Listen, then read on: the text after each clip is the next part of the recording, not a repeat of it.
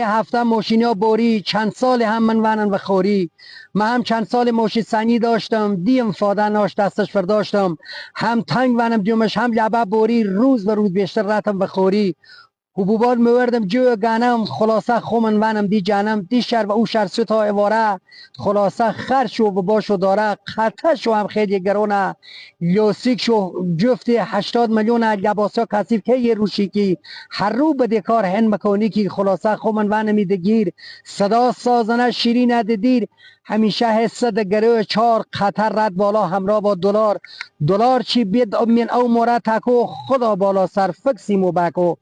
وقتی میلنگن موری و تراش چی مرده چه روز ما بسی به پاش و مکانیک التماس بکی بلا نسمت و چیستی پاس بکی، کافر نه وقتی میری پنچرگیری دلت از صدقه بکی در جا بمیری، لباسا کسی پلکسد خاک نشتی افتا ها و زیر باک، جوشکار بیار باکن بک آواز دزور خسته دمن منی آواز، گوش کو و صداش صدا گیر بوکس مکانیک در رو باید به پاش بفته، شر و شر بگر قطن یا گیرد او سه فشار خور مفته و ویرد.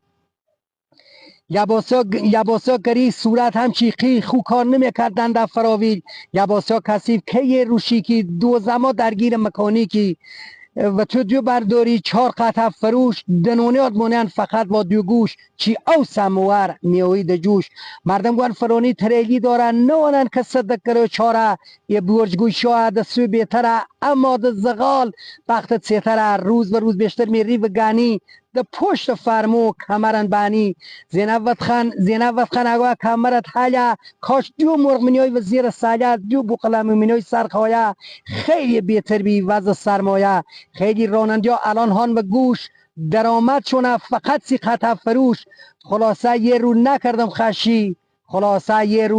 خشی کف ونم دومشو رتم سنگکشی، اگر عمر باز زنه بمونم ده طول هفته ده خدمتانم.